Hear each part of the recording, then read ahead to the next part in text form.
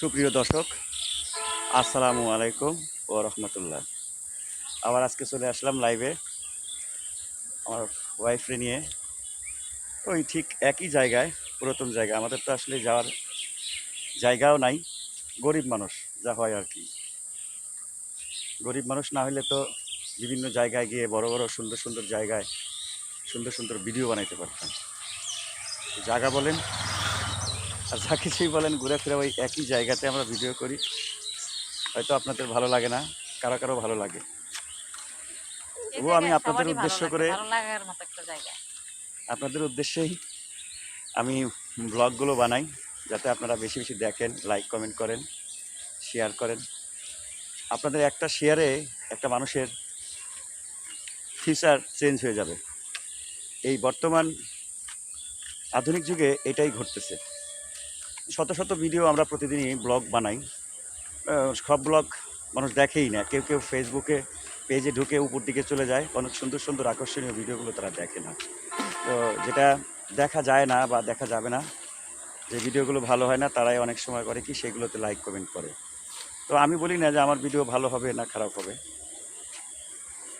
আমরা তো তাদের আকর্ষণীয় কোনো কিছু দেখাইতে পারি না।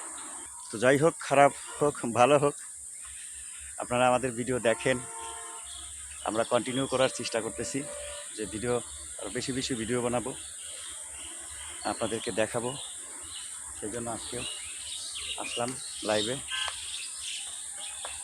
ভিডিও বানানোর জন্য। তো যাই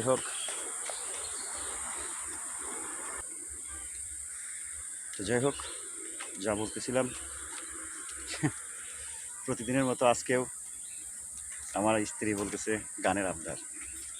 তার নাকি আমার কণ্ঠে গানও ভালো লাগে। আমি এক সময় গান পছন্দ করতাম, গান গান নিয়েই ডুবে থাকতাম। ধরতে গেলে অনেক গানই আমি জানি। এখন ওইভাবে গান আমি গাই না বা গান করি না, যার কারণে গানগুলো ভুলে গেছি, গানের কথাগুলো ভুলে গেছি। তারপরে যতটুকু পারেন চেষ্টা করেন।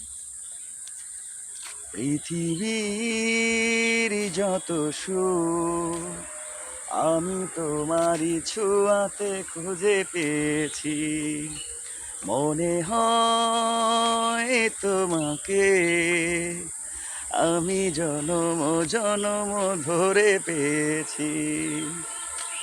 পৃথিবীর যত সুখ আমি তোমারই ছোঁয়াতে খুঁজে পেয়েছি।